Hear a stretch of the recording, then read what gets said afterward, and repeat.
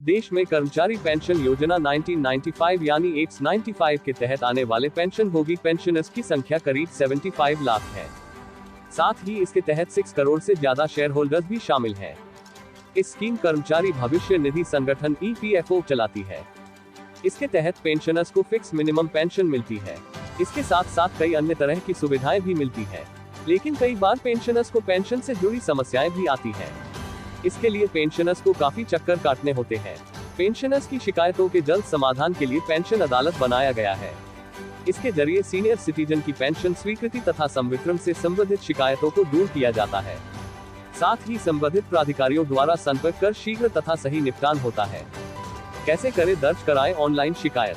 Pensioners को register mobile number या email पर पेंशन अदालत से पहले एक लिंक भेजा जाएगा। लिंक पर पेंशनर क्लिक करेंगे, जिसमें वीडियो कॉन्फ्रेंसिंग के जरिए शिकायतें सुनी जाएंगी। पेंशनर्स को शिकायत के साथ अपना 12 अंकों का PPO नंबर, खाता संख्या, पता और मोबाइल नंबर, ईमेल ID तय फॉर्म में भरकर पहले भेजना होगा। अगर शिकायत डाक से गई है तो लिफाफे के ऊपर पेंशन अदालत लिखना जरूरी है। एक्स 95 के लिए कौन है एलिजिबल? अगर आपको इस स्कीम का बेनिफिट लेना है तो आपका EPFO सब्सक्राइबर होना जरूरी है।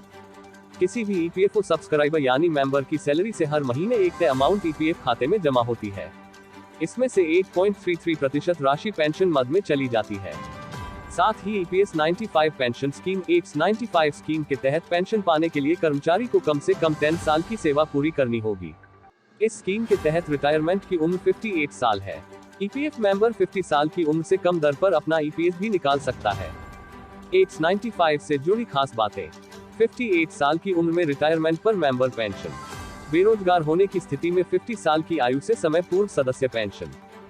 सर्विस के दौरान सदस्य के स्थायी और पूरी तरह से निःशक्त होने पर निःशक्तता पेंशन। मेंबर के निधन पर विधवा विधुर पेंशन पैरा 12(8) के पहले परंतुक सहित या पेंशन भोक्ता।